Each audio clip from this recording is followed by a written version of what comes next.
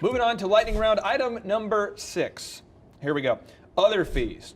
This is a disclosure of other recurring or isolated fees or payments that the franchisee must pay to the franchisor or its affiliates. They must be disclosed here. Correct. Walk me through how this is different from item number 5, this other fees section. Great question. This is the ongoing things that will reoccur, such as your royalty payment. All franchises have a royalty payment that's based typically on your revenues. It'll describe that, whether it's a percentage or whether it's a fixed monthly fee.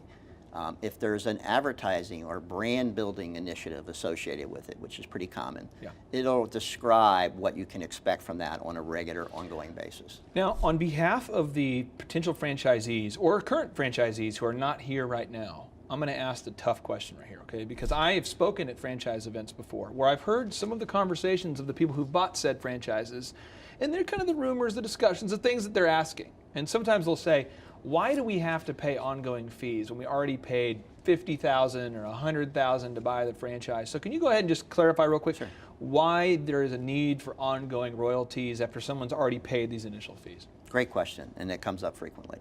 And what you want to understand about the relationship, this interdependent relationship, is that franchisors charge an upfront fee just to recover what they've already invested in expenses that they have to incur, such as this FDD document, registrations, attorneys, all the programs are going to be brought to your attention and value right out of the gate before you're actually generating any revenue. So there's no royalty payments, there's no royalty dollars coming in.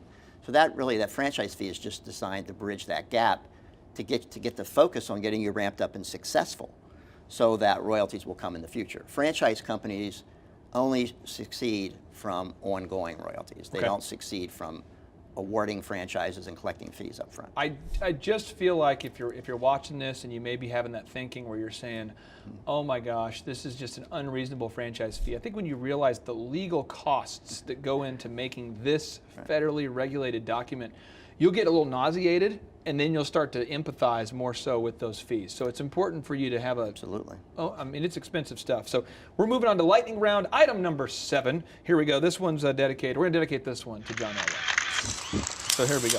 This is the estimated initial investment. This item includes a comprehensive list of all the expenses that you can reasonably expect to incur as you open the business. Talk to me about this. Yeah, well, I want to gives you a range, and it's addressed from a low to high range, and there'll be some variables, but it'll give you a description of what that low to high range will be.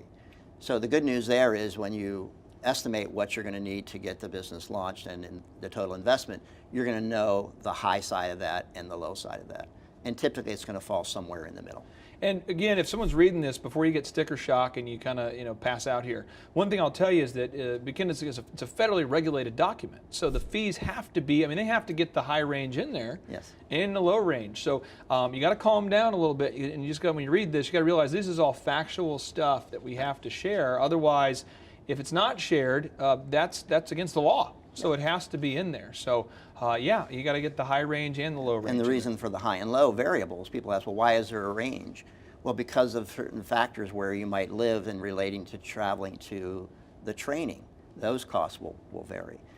If you have a location and there's rent involved or leasehold improvements involved, those expenses will vary in different parts of the country. Item number 8, lightning round item number 8, in Spanish, the ocho. So here we go. The restrictions on sources and product services. This page really gets specific about 3 things as it relates to procuring the products and services needed to make a business run successfully. So first, which products or services the franchisee is required to purchase from the franchisor. 2, which products or services the franchisee is required to purchase from approved third-party suppliers. And 3rd, which products or services the franchisee is free to purchase wherever they like. So Terry, what's the benefit to the potential franchise owner of knowing all this kinds of goodness? What's the benefit here? Well, as we talked about, the transparency is the key. So you'll understand, your eyes are wide open. But more importantly, a franchise is really a recipe that we're licensing you the right to use. So in any recipe, the ingredients and where they're obtained and the quality and caliber and the managing of those ingredients have a direct impact in the result of that recipe.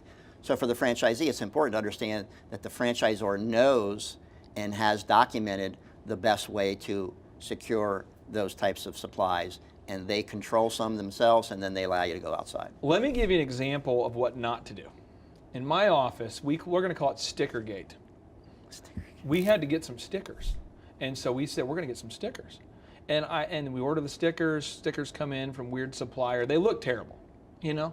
Colors are off, things are bad. So then we say, well, we'll go to a different supplier. So we get some more stickers, and then they're bad, and then another, and so it's like the third time now. And now I'm going, let us document and let's carve that into a stone tablet, and henceforth we will always order our stickers from this, you know, because it's like you realize how much time you wasted by ordering stickers from the wrong place 3 times. And in franchising, it's documented. Sometimes you say you have to buy your banners, signs, auto wraps from this person. And Correct. the franchise owner might be saying, well, why? I know a dude, he can do it cheaper. Well, but you might get it wrong 3 times first. And so it's all about, because the franchisor makes their money off the royalties. So the faster you're successful, the more money everyone makes. So I love that relationship. It's important because those key elements make up the success factors of the business.